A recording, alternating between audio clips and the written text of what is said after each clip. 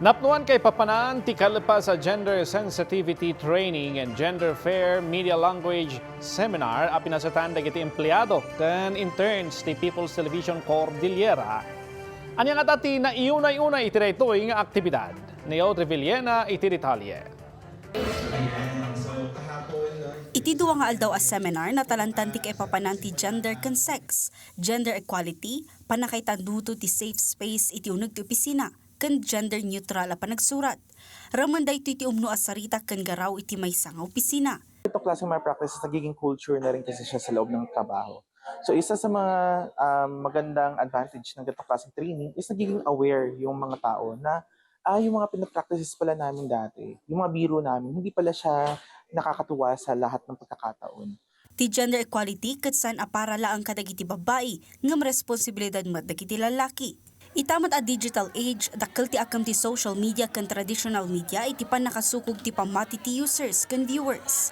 Isut gapuna at tumanor dagiti pamati, pagsasao nga arig na maitunos iti panawan ken anyaman agundaway ngem ti kinapudnuna ket saan gaputa mabalin a nasakit para iti pada a tao asa na makangkangeg ken saan a nairwam.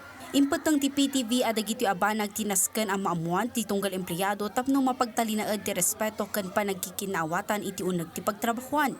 Tayo na government employees, lalo na tayong mga nasa media, dapat maging aware tayo sa gender sensitivity and magkaroon tayo ng kaalaman tungkol sa gender fair media.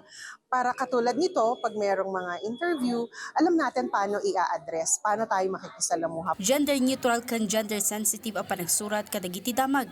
Daytoy mo tinaadal ti writer Anidayan iti aktibidad. Mas maliban sa mas nakilala ko yung sarili ko, mas naging discreet ako kung paano ako nakikipagsalamuha to the public.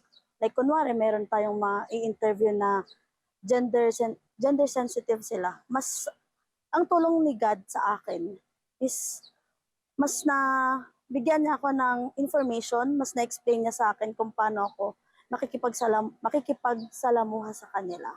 And without discriminating. Mangnam na mamut ti Charlie akamang ti LGBTQIA+ community kan intern ti PTV Cordillera ababaan kadagiti trainings kan seminars may papanitigad ket mas mapalawa pa iti panakaamukan panakaawat dagiti daduma a tao iti karbengan ken panakarespeto dagiti individual a karaman iti LGBTQIA+ community. Sa mga ganitong trainings po like the God of Seminar is nabibigyan po ng knowledge lahat ng mga tao na gender sensitivity is not sa babae lang, is para sa lahat siya and naapektuhan siya sa lahat. Nagserbi mo't lang dayto nga instrumento iti panakapatibker ti panagpapagayam dagiti empleyado. Imanwan dato ti Republic Act No. 9710 wenno Magna Carta of Women ti panakipatungpal ti Gender and Development Seminars ken Capacity Building Program. Audrey Villena para iti Pagilian.